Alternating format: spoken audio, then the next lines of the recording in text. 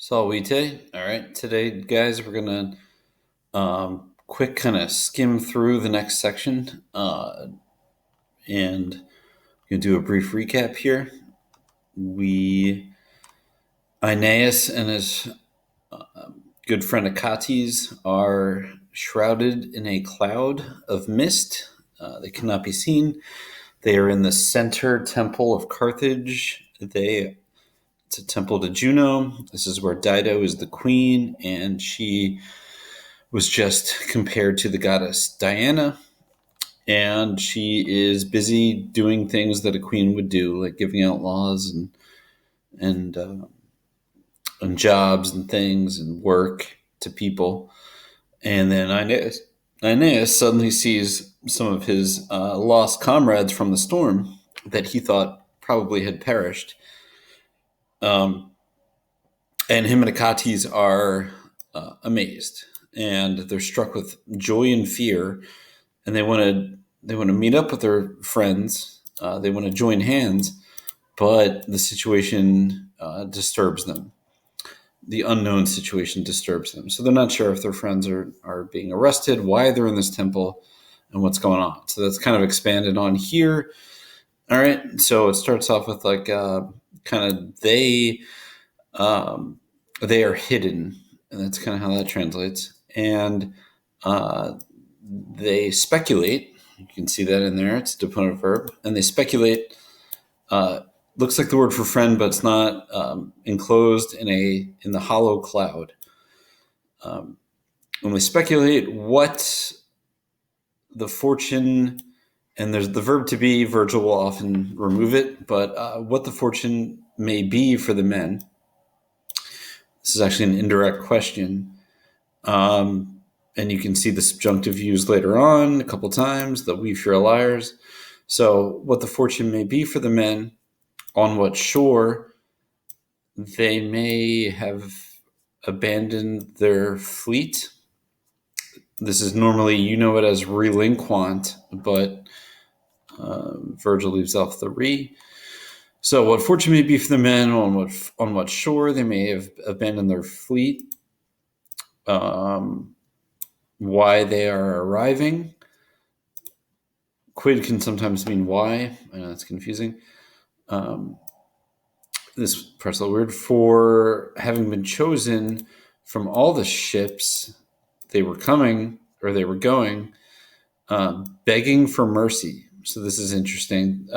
So that you're led to assume that at this point these men are under some sort of arrest. You can see the NT for begging, and they were seeking the temple, and they were heading through the temple clamore with shouting. So all of a sudden, it kind of looks like these men are actually kind of under arrest. These survivors that Aeneas sees, his friends, after having entered and given the literally the resource, or given the opportunity to speak, and then quorum's really weird junk word, to speak openly. And given the opportunity to speak openly, the oldest, Ilioneus, all right, so this is old survivor, all right, that once again, he's a Trojan that survived the storm, but didn't survive with Aeneas. So the oldest Ilioneus began thus from his calm, placid heart or chest. And he says, all right, so now you get this is Ilioneus' speech, which actually the AP recently added within the last few years. It used to not be part of the AP curriculum. And so this old man, old Trojan survivor, he talks to Queen Dido. And remember, Aeneas and Achates are just observing this from their invisibility cloud or whatever. So it says, O Queen, to whom, dative, Jupiter has given this new city to found by right. and to rein in, it's like a horse term, the proud races. So meaning the people that live around Carthage, Dido's been given control of. So he's claiming Jupiter gave her basically the city. All right. So he says, miserable Trojans, referring to himself. Wekti, carried. We get vehicle from that. Carried around all the seas by the winds. We beg you. So tricky, the word order. But so it's like us miserable Trojans carried around all the seas by the winds. We beg you. Please stop. Prohibit your wicked flames from the ships. Like, don't burn our ships down. Spare our pious race. Pious, meaning like devoted to the gods, devoted in general. Spare our pious race and look at nostras res, our situation, more closely. We do not, and then you got to go all the way down here for the verb. We do not come to populare, to kind of like plunder. We do not come to plunder the Libyan Penates. If you remember, the Penates are like the gods of your culture. So we do not come to plunder the Libyan Penates pharaoh.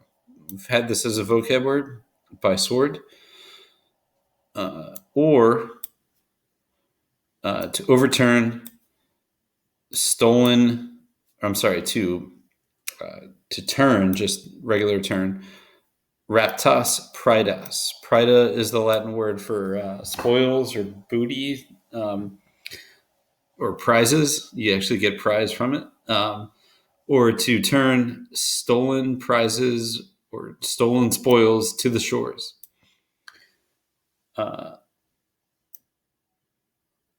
There is no violence in mind, nor such superbia, nor such arrogance for the defeated.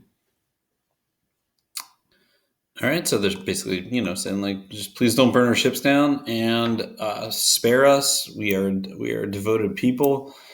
Please look at our situation. We do not come to destroy you. Libyan is the region that they're in North Africa.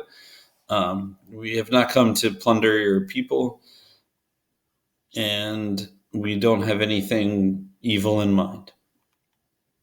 We're defeated. The Trojans are a defeated race, and there's no such arrogance for that.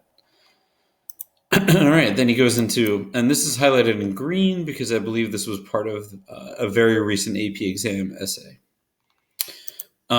He says, there's a place.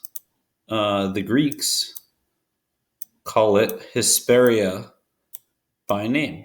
Hesperia is actually the Greek word for Italy. It just means land to the west, which is to the west of Greece. So there's a place, the Greeks call it Hesperia by name, an ancient land. It's pretty easy. Powerful in arms, and these are weird words, like abundant in resources. Onetrian men inhabited it. Now the story, fama, that's really one of the first words you learn in Latin. Rumor, report, story. Now the story from the ancestors, minores can mean ancestors, is that it's called Italia from the name of the leader of the race. All right. So there's like an unconfirmed story that there was a man named Italus who lived in Italy, and that's where the name Italy came from. All right. So he's just basically explaining to Dido that we're meant to go to Italy.